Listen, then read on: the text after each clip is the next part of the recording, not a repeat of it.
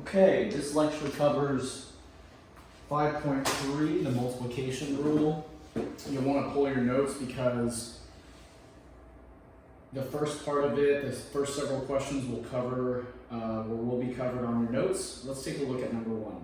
Two events E and F are blank if the occurrence of event E in a probability experiment does not affect the probability of event F.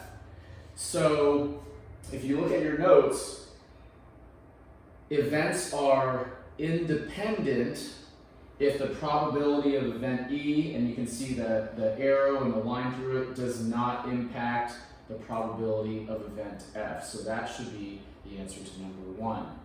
And that's really kind of obvious in that you would think that things are dependent if something impacts another and independent if one does not impact the other.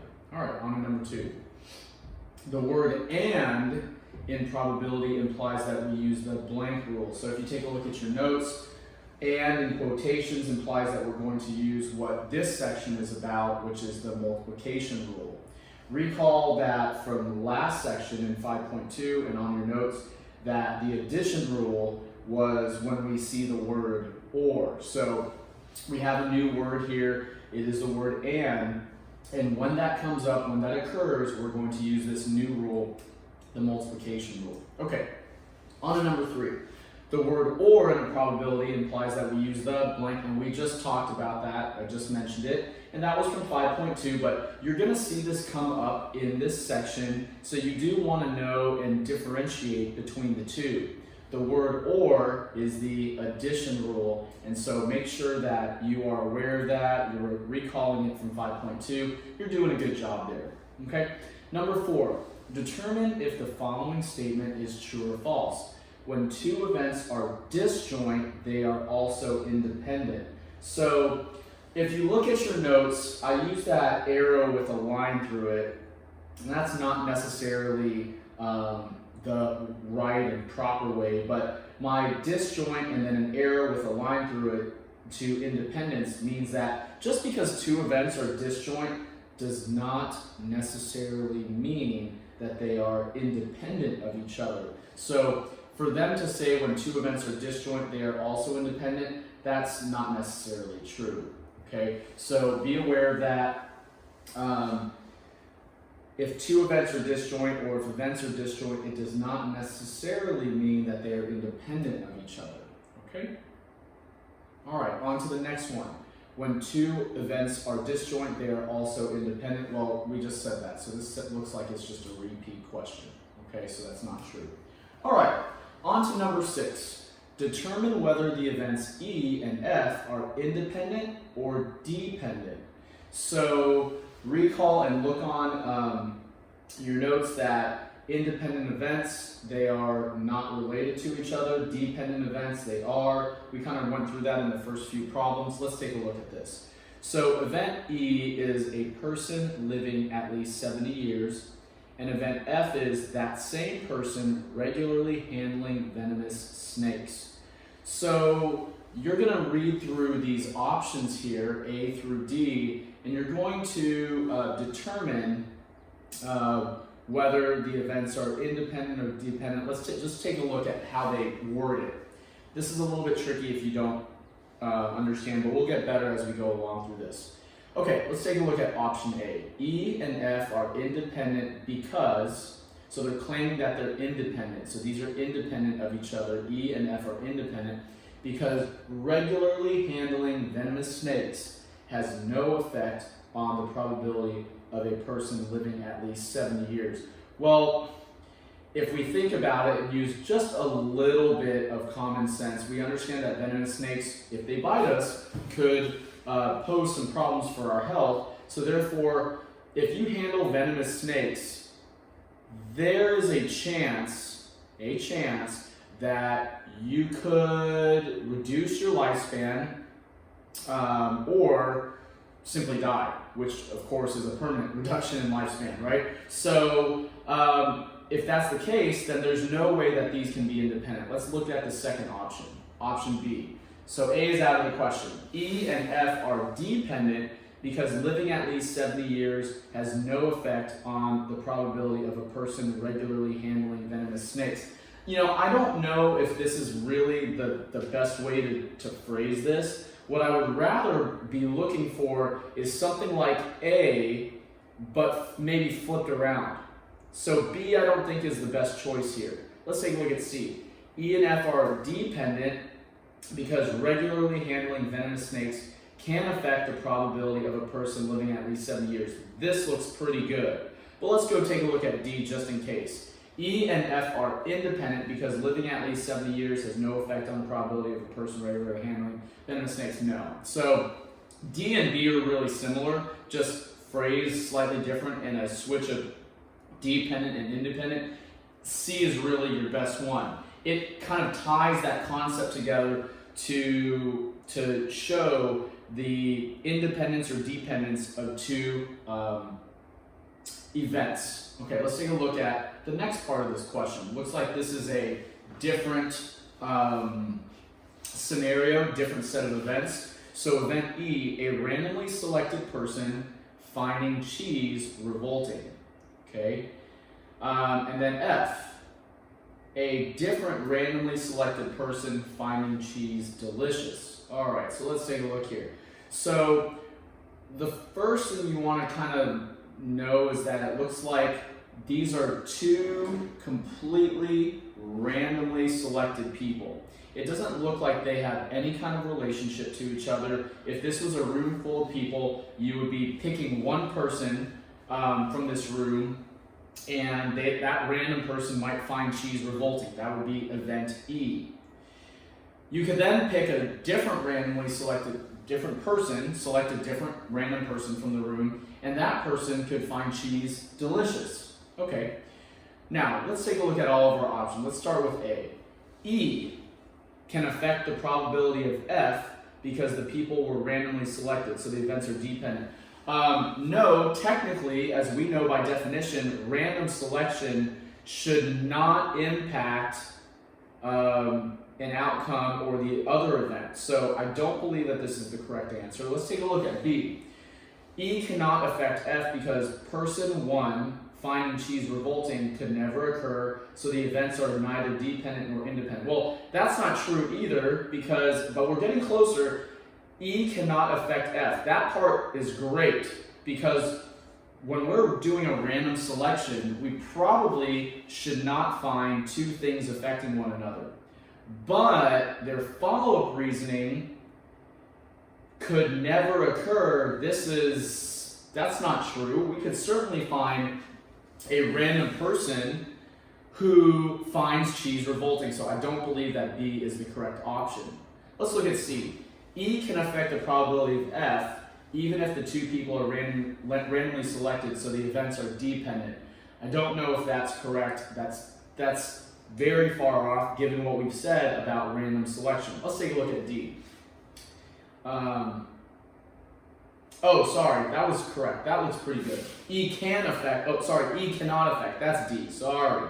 E cannot affect F and vice versa because the people were randomly selected, so the events are independent. There we go, that's the one we're looking for. So D is the right way to look at this. Let's talk about it. E cannot affect F. We said earlier that, and we know from previous sections that random selection should remove some of the dependence, or a lot of it, or all of it in many cases, and vice versa, because the people were randomly selected, and because of all of these things, we know that they would be independent. Okay, there it is. All right, let's take a look at the next one. All right. Another different scenario, E, the event E, the unusually foggy weather in London on May 8th. F, the number of car accidents in London on May 8th. Now, if we recall or look back on the previous problem, the previous part of this problem was random selection. That almost immediately implied that we were dealing with an independent scenario. Now, the one before it, living to 70 years and snake handling, if these two were tied together, which they were, then you could easily have one impact the other and cause dependence, which is what we saw. Now, if you already kind of plan ahead in this problem, you see unusually foggy weather, and you see car accidents. Those two things could somehow tie together. So we're probably looking at a scenario that is requiring some form of dependence. And if we're planning ahead, we know that probably foggy weather is going to impact car accidents and not the other way around. Let's go through this. The unusually foggy weather in London on May 8th could not affect, well, not necessarily. If we kind of know driving or have heard about driving, we just discussed this. Foggy weather can affect. So this is out of the question. The unusually foggy weather in London on May 8th could affect the number of car accidents. So E and F are dependent. This sounds pretty good, but let's go to C just in case. The number of car accidents in London on May 8th could affect the unusually foggy weather. This is a really good example of getting the two events connected, but in the wrong order. Accidents don't impact weather. If they did, yes, they'd be dependent, but it's actually the weather that could impact car accidents, and that is what prompts the dependence. Okay, so there it is. All right, let's take a look at problem number 7. So if we're looking at 7, this is where we start to get into some math. And what's really, really important here is that you start to know the word and how we work things for and the word or, okay? So when we deal with the word and versus the word or, there's going to be a little bit different math. Now, we saw in the previous section what we do in the scenario where we're working with an or.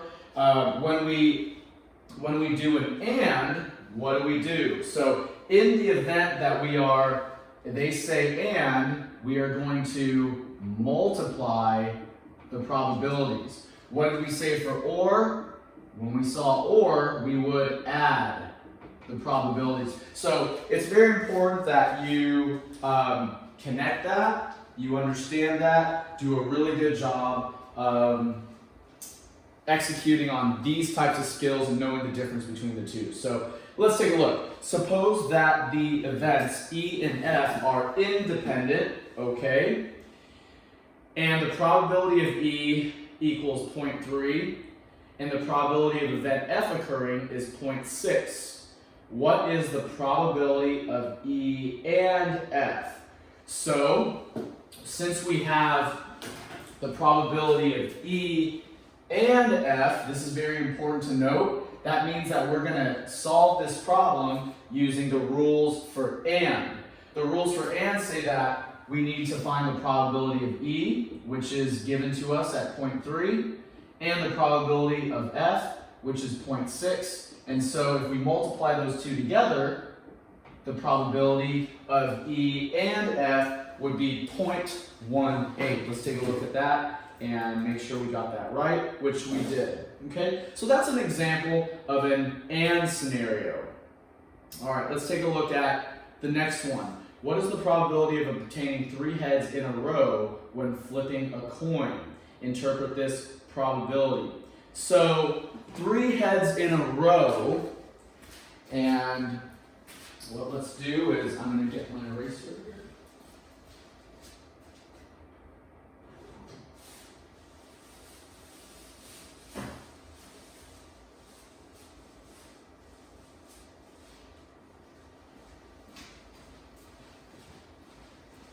All right, so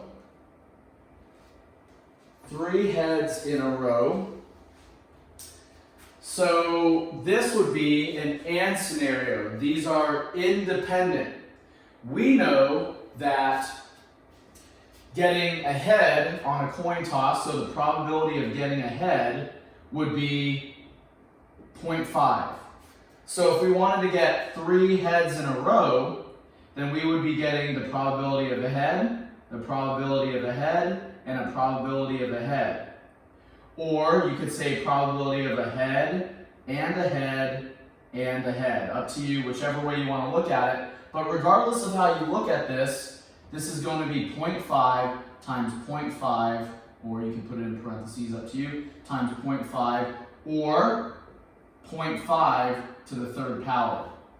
And so if we calculate 0.5 to the third power, and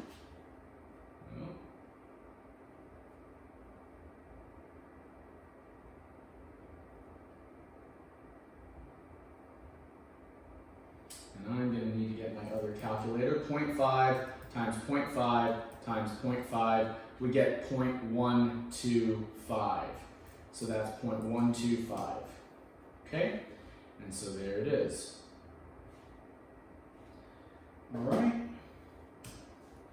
Now, consider the event of a coin being flipped 3 times. If that event is repeated 10,000 different times, it is expected that the event would result in 3 heads about how many times? Well, 10,000 times. Think about 10,000 times. So the number 10,000, and so we know that this is 0.125. So if you recall from the previous sessions when we were working on this, this is the probability of obtaining 3 heads in a row. Now if we do this 3 times, if we flip a coin 3 times, and we do that particular event 10,000 different times, then what we're doing is we're taking this probability and we're essentially multiplying it by 10,000 like we've done in previous sections. And so that would be moving the decimal place how many? 1, 2, 3, 4. Why 4? Because there's 4 zeros. So that'd be 1,250 times that we can expect to obtain 3 heads in a row when we are multiplying, when we're flipping a coin 3 times in a row, 10,000 times. Okay? All right, so there it is. That one's done. Let's take a look at number 9. So on number 9, about 7% of the population of a large country is hopelessly romantic. Okay? If 2 people are randomly selected, what is the probability both are hopelessly romantic? What is the probability at least one is hopelessly romantic? Okay, so what we have here is, first and foremost, we have an and scenario. So this is another and scenario that we're dealing with. But then we have the second part, which is a at least one, which is something that we haven't seen yet, but we'll take a look at that. So probability that both will be hopelessly romantic. Well, first and foremost, you need to note the probability that they give you. So they say 7% of the population of a large country is hopelessly romantic, meaning that if we poll one person, we know that the probability of being hopelessly romantic is 0.7. And then polling another person, what's the probability of that person? Another 0.7. So we can see that if we multiply the 2, we would get 0.49. So the probability that 2 people that are randomly selected will be hopelessly romantic in this particular country, and I actually just made a big mistake. Let me correct that. Probability is 7%, not 70. So let's correct that. This is 0.07. Make sure that you convert your percentages properly. Sorry, that was a big mistake. But we caught it, so that's good. So let's take a look here. What would that be? 0.0049.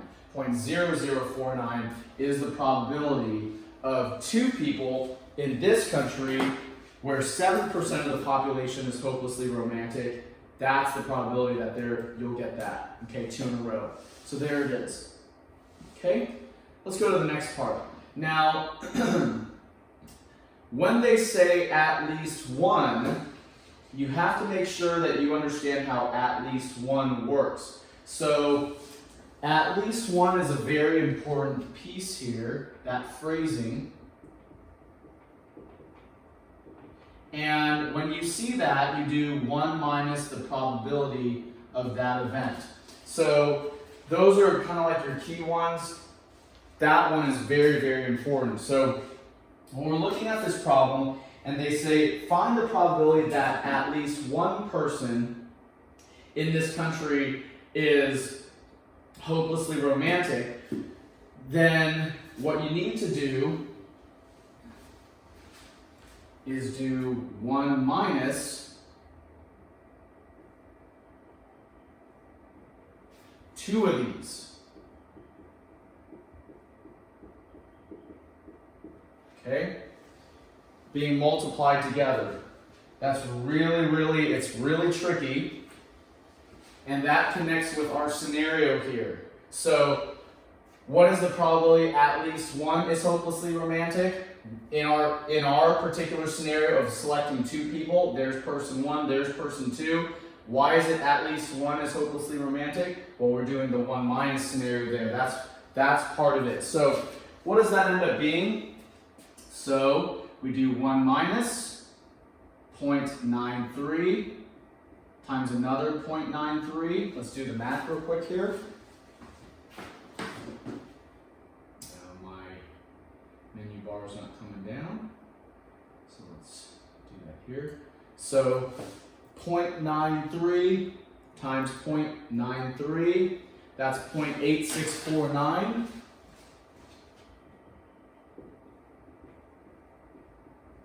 And then 1 minus that. Now, if I want to do a little bit of a shortcut, I'll just do 1 minus 1. Now, that's going to come out negative, but that's okay because I did the opposite. It doesn't matter. I'll just take the negative off.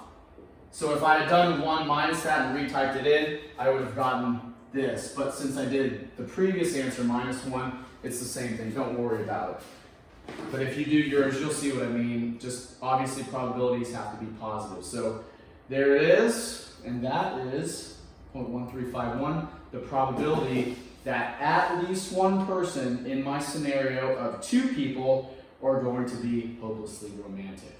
Okay, there you go. All right, let's move on to number 10.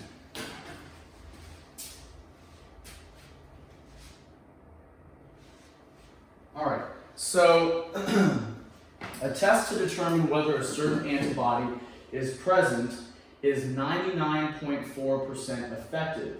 This means that the test will accurately come back negative if the antibody is not present in the test subject 99.4% of the time. Okay. The probability of a test coming back positive when the antibody is not present, also known as a false positive, is 0.006. Okay.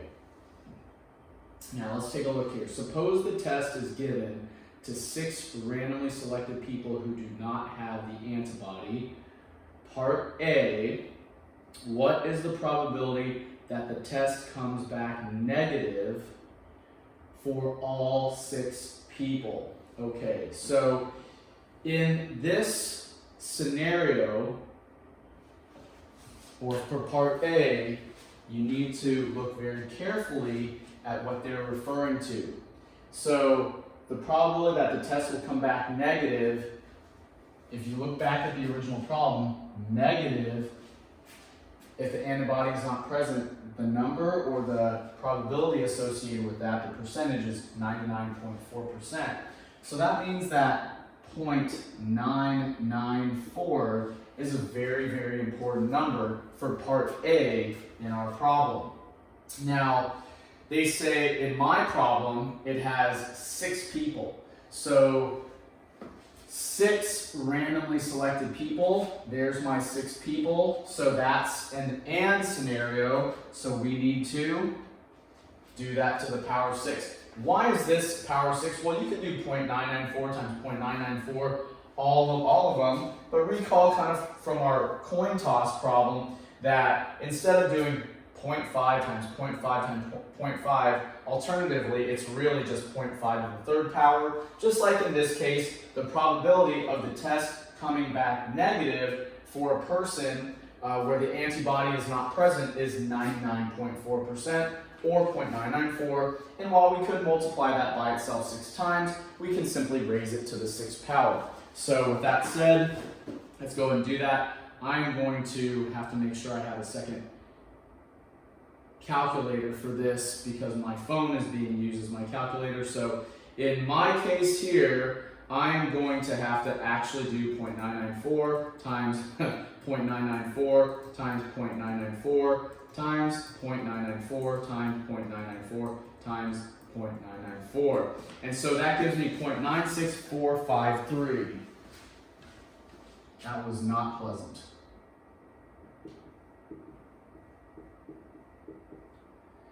5, 6, 9. And I can't remember what they say in terms of decimal places. They say round to 4 decimal places. So with 4 decimal places, that would be 0.9645. And there it is. So this is in the event that for my percentage for 6 people round to 4 decimal places. If I had done that to the power 6, I would have gotten the same thing, but I had to just multiply it, which is the same thing anyways. Okay. All right. Probability of at least one being positive. So this is where we start to see the phrase "at least one" come up again. Now there are a few things you have to account for. Number one is that the other side of it is your probability of being positive. So the probability of being positive for my problem is 0.006. So there it is. This is a very important number here. So 0.006 in my problem is the probability of being positive. So, and you can see how it relates to 99.4% as well. So if I convert 99.4% to a decimal, take a look here. 0.994, 0.006, that gives me my full 1 or 100%. So that's the other side of it, right? So that, I mean, if they didn't give you that number, you could determine it yourself, but they do give it to you. Now, from here, we have to make sure that we account for at least 1. So we do 1 minus this 0.006 of being a positive. Now, in our case, we have 6 people, or in my case, there's 6 people, yours could be different. And then from there, that right there, just like the previous problem, notice how we did something very similar in the previous problem. 1 minus that, we did it we had 2 people. We could have easily put this to the second power. I just wrote it out. But that's essentially the same thing. So from the previous problem, we had 1 minus 0.07, the opposite side of things. And then I just did 2 of them because I had 2 people, or I could have done the second power. Instead of writing this out 6 times, I do it to the 6th power, and then I need to do 1 minus because we're doing the at least 1 from that group. Okay, so there you go. With that said, let's take a look at that. And alternatively, you could, of course, just straight up use the 0.995. But I did want to kind of drive home that point there, or 0.996, I'm sorry, 994 for my problem. You could use that in there because ultimately, that's what this ends up being, doesn't it?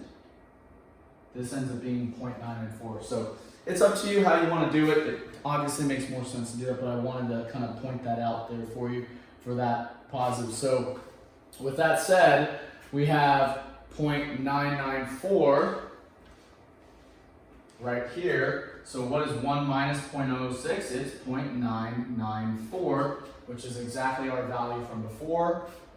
We have that to the 6th power. In other words, it is just like what we got. So there it is. We already did the work for it. 0.9645.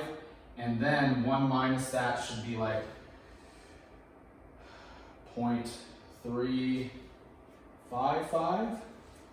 Something like that. I don't know. We can figure it out. Yes. Minus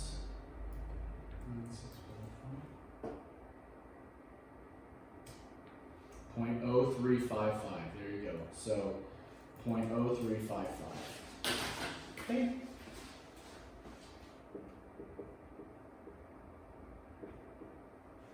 In other words, the moment they said at least one, I needed to do, like, for example, if they cut this whole part out of the problem and they just went straight to the at least one, you would know that this would be 0.994, depending on the amount of information they gave you. Let me bring this back here.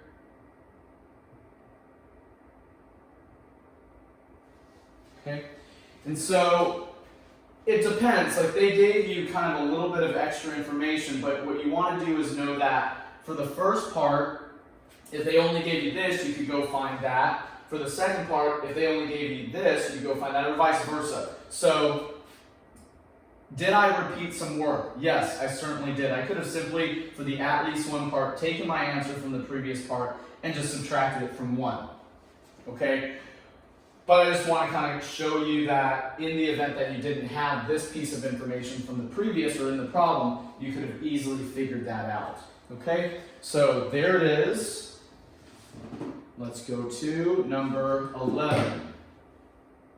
All right, so on 11, it says that the probability that a randomly selected 2-year-old male feral cat will live to be 3 years old is 0.96609. Yours, of course, could be completely separate, different numbers. Part A, what is the probability that 2 randomly selected 2-year-old male feral cats will live to be 3 years old? Well, if you know that the probability of getting a single male feral cat, 2-year-old male feral cat to be 3 years old is 0.96609, then you have pretty much all the information you need to answer the first part, which let's do right now. Okay. So we know that the probability of getting a single one is 0.96609. So therefore, if I wanted to get 2, I would simply raise it to the second power. And so I'm going to go do the math on that right now. And actually, I've got my other calculator here, so I'm going to be able to do that. So let's take a look. You guys just plug that in on your own, and I'll pull my calculator to use off to the side here.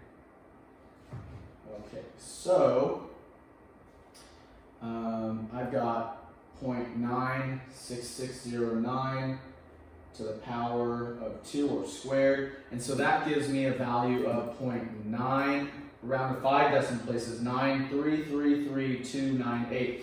5 decimal places, there's 1, 2, 3, 4, 5. That's going to bump my 2 to a 3. That should be it. Okay, so there's my first part. I'm not going to write it down. Hopefully you guys get the idea that this ends up being that. So that was my answer to part A.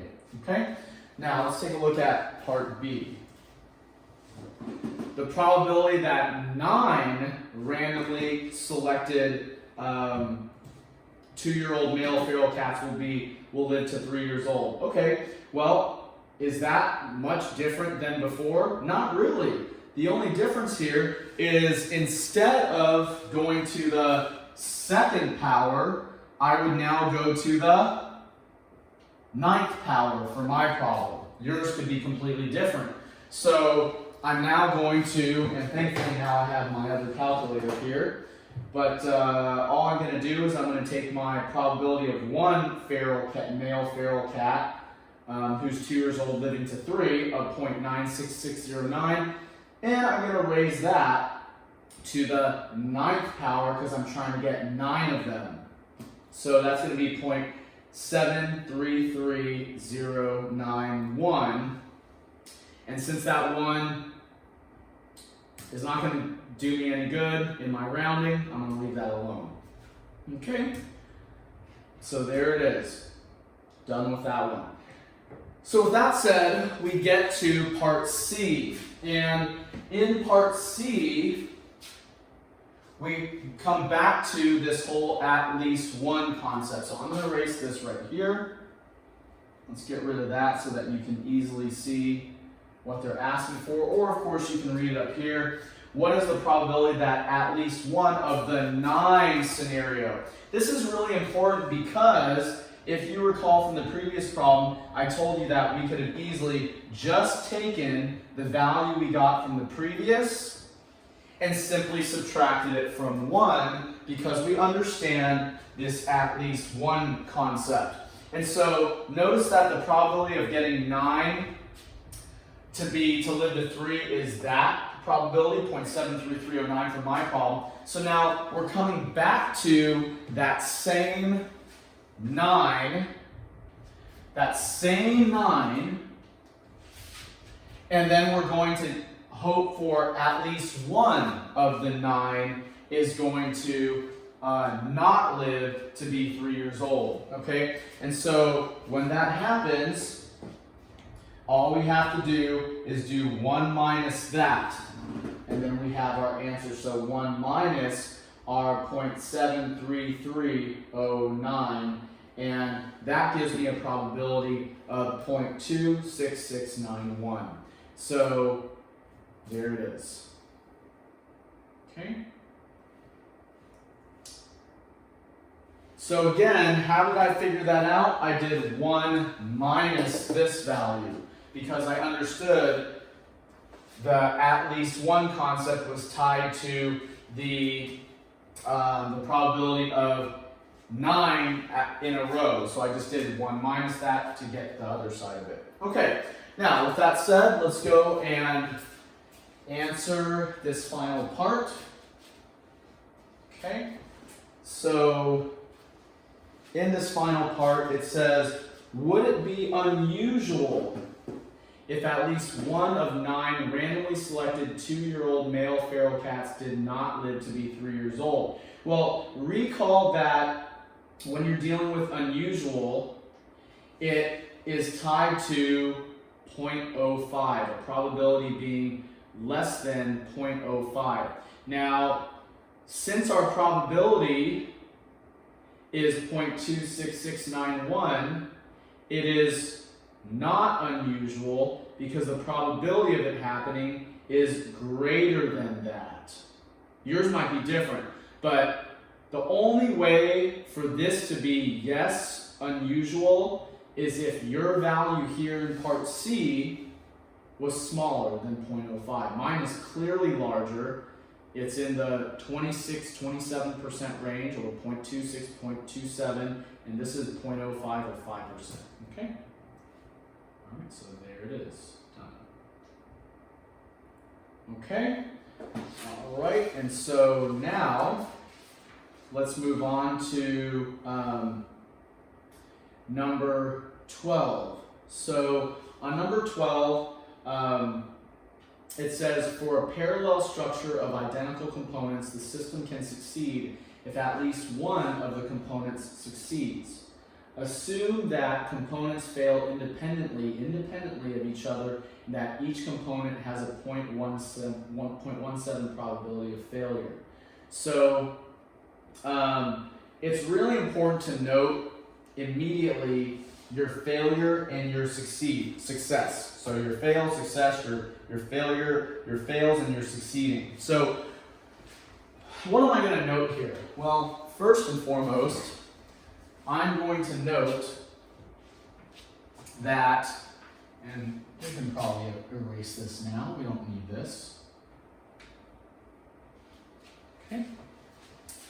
So this is really important. This 0.17. So that tells us 2 things. We're going to fail at 0.17. The other thing that it tells us, like we saw in other problems, but in the previous problems, they kind of gave it to us. They told us both sides of it. But as I mentioned earlier, you don't necessarily have to have both sides to determine it. So if you know that you're going to fail at 0.17, that means that you're going to succeed at 0.83. How did I figure out 0.83? Because, of course, the other side of it, if the total probability must equal 1, then the other side of it would be 0.83. Okay? So it's really important that you understand that. That's the very first thing you need to know. They're going to give you your probability of failure or your probability of success. If they give you one of the two, then you can easily find the other half of it or the other part of it. They give you success, you can find failure. They give you failure, you can find success. Okay, let's go on to part A. So it says, would it be unusual to observe one component fail? All right, so two components. So let's take a look here. Well, for my problem, the probability of failure is 0.17. Okay?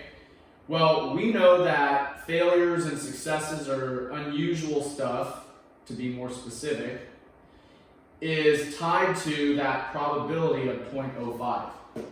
Okay? So our failure is 0.17. So that would be greater than the 0.05. So therefore it would not be unusual. Unusual is when it is less than the 0.05. But our 0.17 is greater than the 0.05, therefore it is not unusual, since the probability that a component fails is 0.17, or that 0.17 is greater than the 0.05. Okay. It blank would be unusual to observe two components fail. Okay, well, what we need to do is do some quick math on that. This is an easy one, especially given all the stuff we've done so far. So we know that one component failing is 0.17, so two components failing would be 0.17 squared, right? If it was three components, it'd be to the power of 3, four components, 4, and so on. But because it's just two components, all we have to do is do mine, or yours would be different depending on your probability. Well, mine is 0.17 squared, which is 0.0289. All right, so 0.0289 is my probability for that happening. So 0.0289 is what? So in this case,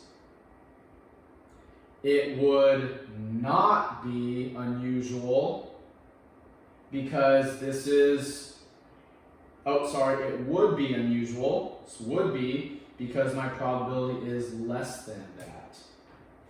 Okay, so my probability is less than the 0.05, and so therefore it would be unusual. Now, who knows what yours is? But this is consistent with all the things that we've talked about before. Take a look at the contrast in the two previous parts, or the two parts. It's not unusual for one component to fail because a single component failing, or a component failing once, or one component failing is 0.17, that's greater than 0.05.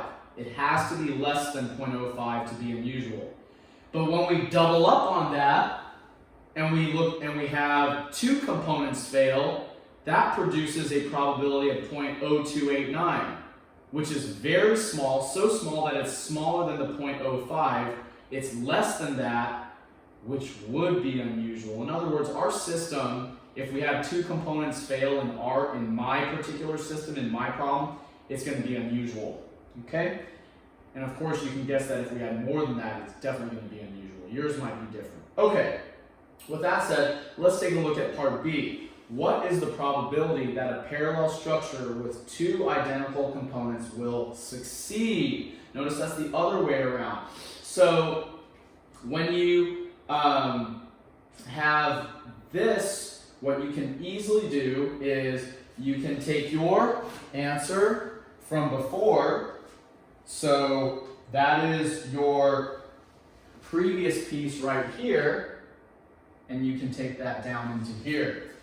So, two components failing, okay, the probability of that is 0.0289. So the other side of it, at least one succeeding or something like that, the other side of it would be 1 minus your result. from that.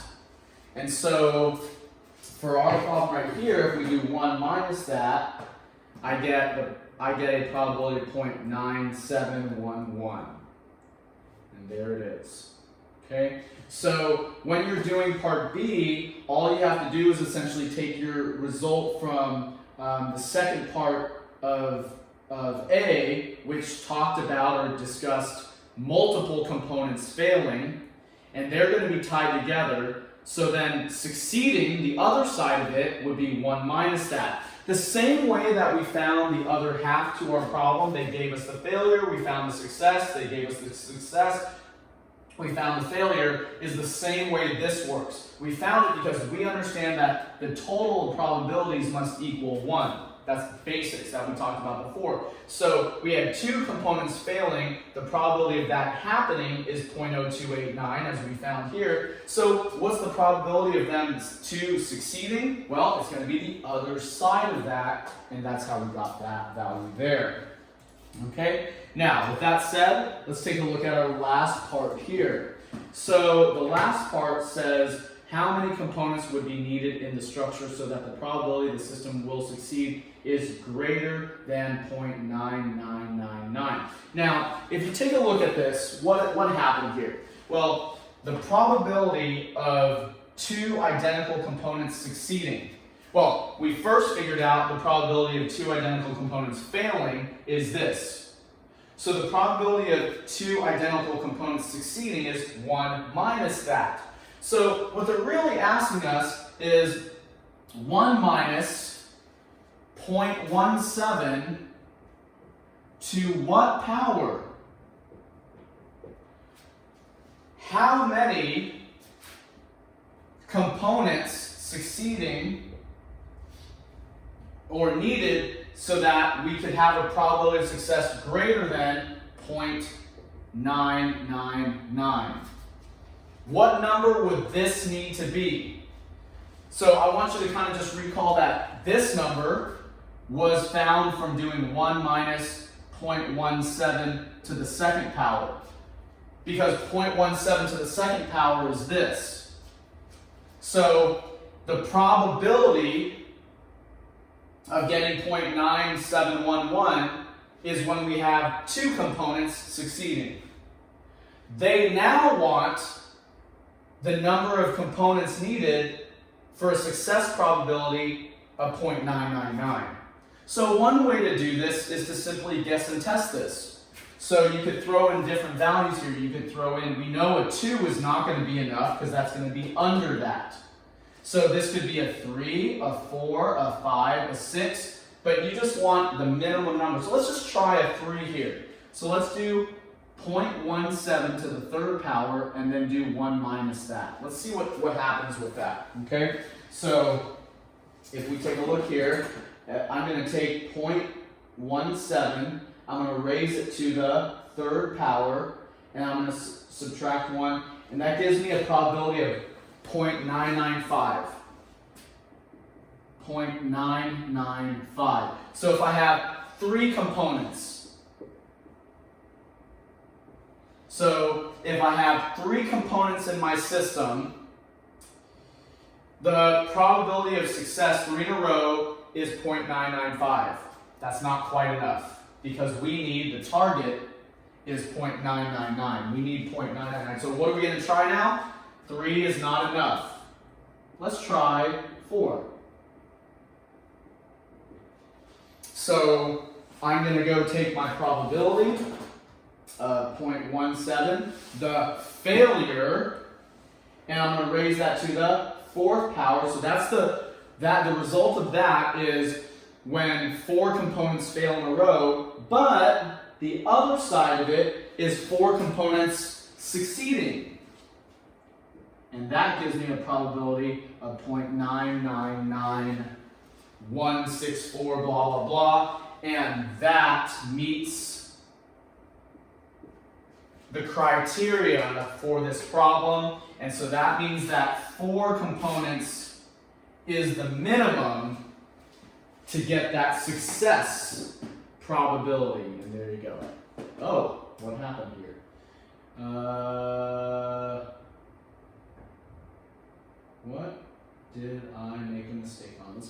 here. 4, did I not get enough? Greater than, let's take a look here. 3 certainly is not enough. Let me do my math again. So 0.17 is my failure to the power of,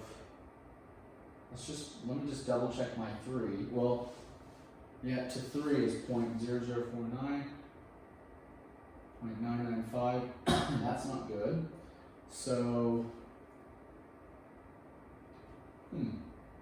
this is odd, 0.17 to the power of 4. Surely it's not 5, because 4 is enough. Oops, no. How could they say 6 is way above that? So my probability already comes over, my probability gets above the threshold of, oh, my mistake, 9999. You gotta pay really close attention to this. I made a big mistake there. So I do want to point out that this one was 0.9991. In other words, I did not go far enough. They wanted to 4 decimal places here, so pay really close attention to that. I was only looking at 3 decimal places, big mistake. So if I'm going to 4 decimal places, this only goes to 0.9991. That's not enough to satisfy their criteria of 0.9999. So let's keep going here. Let's say I go 1 minus 0.17. We already know that the right answer is 6. But let's go to 5, okay? So if I have 5 components, 0.17 to the power of 5 is, you can get that number yourself or for your own problem, minus 0.9998. 0.9998. This is on 5 components.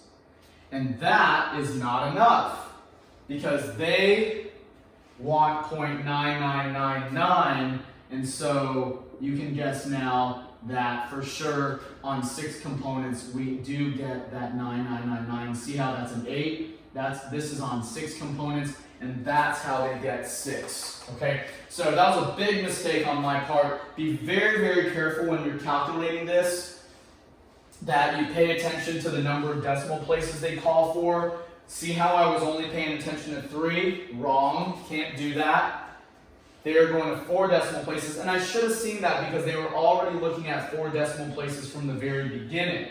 They wanted 4 decimal places. They did not want you to round earlier, and take a look here. No rounding, 4 decimal places. I made a huge mistake, and as a result, I wrote down the wrong number at first. If they only wanted 3.999, yes, 4 components would have been sufficient.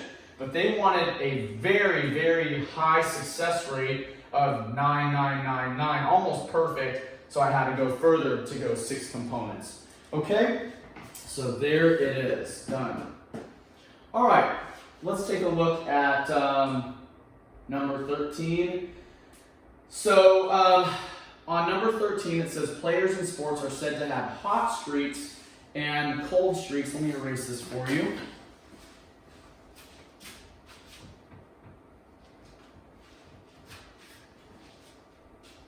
Okay, so players in sports are said to have hot streaks and cold streaks. For example, a batter in baseball might be considered to be in a slump or a cold streak if that player has made 10 outs in 10 consecutive at-bats. Okay, so that would be a cold streak. In other words, hasn't hit anything 10 in a row. Suppose that a hitter successfully reaches base 24% of the time. In other words, if we look at that success-failure thing, we have immediately, without, let's just erase this all actually. And we're kind of using the same concept from before. So let's build on what we did and immediately identify this success. Recall at the previous problem they gave you failure. You may have been given success, but success is at 0.24, which means that failure, 1 minus that, would be 1 minus this would be point what? 0.76? Okay? So 0.76, 0.24. Those are two really important numbers that you'll need to keep. That's going to help you. So immediately what you need to do is determine what your failure for your problem is given your success. Or if they gave you a failure, then figure out the success. But pretty sure that you guys are going to be given your success. All right, let's take a look here. So part A. Find the probability that the hitter makes 10 outs in 10 consecutive at-bats. So what we're going to do is, if we know that their success is 0.24, then that means their failure, which is the outs side of things, right? So instead, you're not going to take the success because they're focusing in on the failure. So for me, my failure is 0.76. And I want to know how that relates to 10 in a row. So 0.76 to the power of 10. Okay? So that is going to be my first one. I fail 10 in a row. Okay? So that gives me a probability of 0.06429. Pay attention to your rounding. Don't make the same mistake I made last time. 0.06429 is my failure 10 in a row. Okay? So that's what they were asking for there. Now, let's take a look here. So my value, this value is going to be tied together to this concept. Recall the concept of unusual. And that means that it must be less than 0.05. So our cold streaks, what's a cold streak? Recall that a cold streak is when we get 10 outs in 10 consecutive at-bats. Well, I just did 10 consecutive outs. I just got 10 consecutive outs. For me, for my particular player's likelihood, given that my player is successful 24% of the time, to be failing 76% of the time, 10 in a row, is 0.06429. Is that unusual? Well, my probability is greater than that 0.05. So therefore, my cold streak is not unusual. Okay? So that's important to note. So see how that my probability is greater than that, therefore my cold streak is not unusual. Okay, last part. So if we had 10 consecutive at-bats, kind of like us flipping the coin from the earlier problem, the hitter is expected to make an out in all 10 bats at about blank times out of 1,000. So if you just recall when we did our coin flipping, we flipped, I think it was 3 coins in a row. That made 1 trial. So we're doing 10 at-bats 1,000 times. If we go 10 at-bats, the probability of failing on all 10 in a row is 0.06429. So the probability of failing 10 in a row is 0.06429. Oh, I got that flipped. Let me rewrite that. 0.06429. Okay? So that's the probability of that happening. Now, if we do that, that's the probability of failing 10 in a row. If we do that 1,000 times, that's going to be our answer. So all we've got to do is move our decimal place 1, 2, 3. And so that gives us 64.29. Now, what did they say? Type a whole number. So we should probably just round that. And since it's 64.2, I'm just going to say 64. And there it is. Done. Okay? And that's it for problem number 13. All right, we're on to our last problem here. For the fiscal year 2007, a tax authority audited 1.82% of individual tax returns with income of $100,000 or more. Suppose this percentage stays the same for the current tax year. What is the probability that two randomly selected tax returns with income of $100,000 or more will be audited? So this is really straightforward. Don't overthink this. This is something that you've done already. What's your probability of being audited? 1.77%. The only tricky part is being very careful. Don't put that one down. You gotta still convert it to a decimal, so that's 0.0182. That's the probability of getting audited converted to a decimal. Remember that whenever you have a percentage, always convert it to a decimal. Now, the next thing you need to pay attention to is how many tax returns. Yours might be a different number. Mine happens to be 2. So therefore, pay attention to that. All mine is to the power of 2. And that's all there is to it. Whatever this ends up being is going to be my answer. So I'm going to take 0.0182. And for mine, raise it to the second power. And pay attention. They want it to 6 decimal places. 0.000331. Is mine. That doesn't round it up. That's all there is to it. And that's it for 5.3.